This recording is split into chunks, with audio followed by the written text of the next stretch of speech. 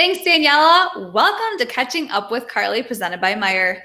When General Motors decided to repurpose their Warren plant to produce face masks for frontline workers, they needed help with disinfecting. So they called on help from the Detroit Red Wings. I am now joined by Red Wings head equipment manager, Paul Boyer. Polly, how's it going? All good, Carly. Really good to see you again. Good to see you as well. I miss you at the arena. Me too. We'll be back there hopefully pretty soon. Fingers crossed. All right. Can you tell us why GM called on you? Well, it was actually Chris Illich that called me. GM had actually reached out to him to see if we had any ozone sanitizing machines, because GM actually purchased one to help with the process of making these masks. So when Chris called, I explained to him that we didn't have one. It's built into a HVAC system at Little Caesars Arena. But I did tell him that I could round up a few. He put me in touch with the people at General Motors. And 4 phone calls later, I had 4 machines ready to go, got them shipped in, and it just, helped their process and completed their process for making these masks. So since you weren't able to extract the equipment from Little Caesars Arena, you called on other equipment managers across the league, right? Can you tell me how that went? Right. I found one locally here in Grosse Pointe, so I pulled a machine out of Grosse Pointe. The store Precision Blades was very happy to donate it. And then I knew the guys in the league, the equipment managers in the league, who traveled with the portable units. And it was, like I said, I made 4 phone calls. I had 4 lined up. I only needed 2. And then I started the process of basically getting, the closest ones. Chicago was one and Philadelphia was the other one. And these guys could actually get into the rinks. A couple of the equipment managers that I spoke to actually couldn't get into the rinks to get access to these units. So we just got the ball rolling, working with a gentleman by the name of Robert Portuguese, who's running the operation over in Warren. And, a week later, things were packaged, shipped, and arrived at the Warren plant. They were kind enough to invite me in. I got everything set up for them and showed them how to run them. And currently they're using them. I think I don't know the number, but I know they're doing a lot. I think it might up to be 5,000 masks per day that they're sanitizing. That's incredible. And what does it mean to you that these teams that you called upon are competitors of your team on the ice, but off the ice, you guys are a tight-knit community?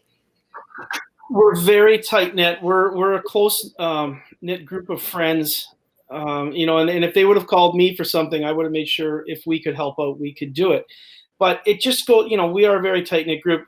You go to our trainers meetings in the summer, and we're just one big family.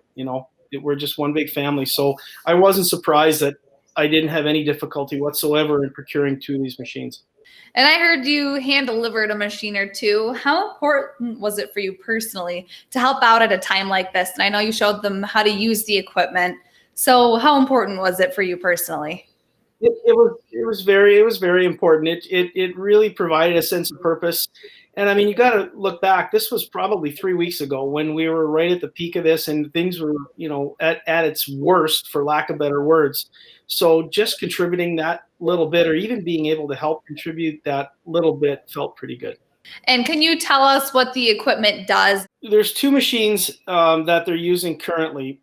They actually have a total of 4 machines, but there's 2 styles of machines. One looks like a giant refrigerator, a giant stainless steel refrigerator.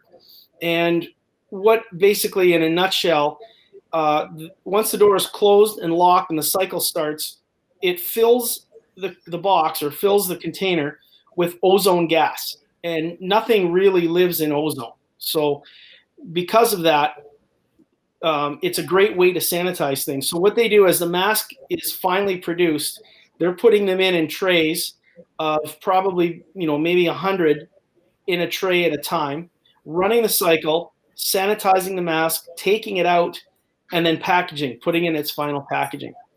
And then the other style of machine is a floor unit. It looks like a suitcase, basically.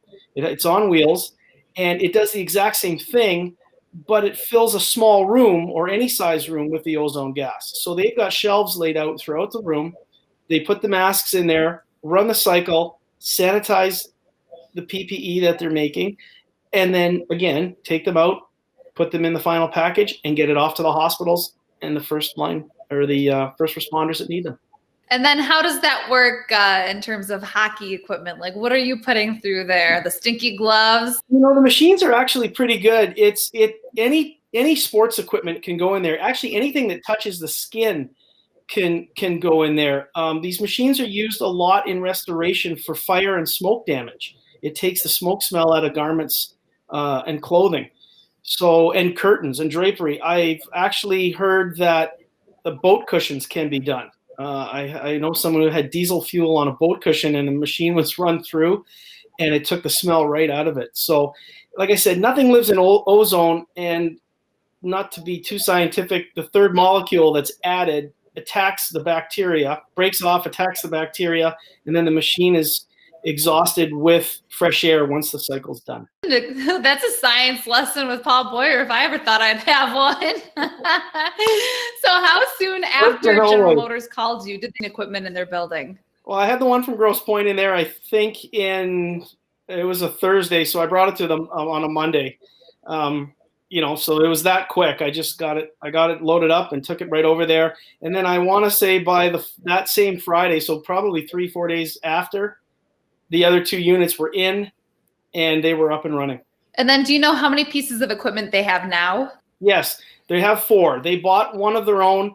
One's on loan from Precision and Grosse Pointe, and the other 2, one's from the Blackhawks, one from the Flyers. And how easy was it to lend a helping hand when you were called on? Very easy. Like I said, it was just, you know, it was the right thing to do. And that's what the 3 of us felt, myself and Troy from Chicago and Harry from Philly. It was just the right thing to do. Awesome. Well, Paul, thank you so much for your time. I hope you and your family stay well during this time. And I can't wait to see you back at the arena. Same here, Carly. Soon, hopefully soon. Hopefully soon. Thanks again for watching Catching Up with Carley, presented by Meyer. Daniela, back to you.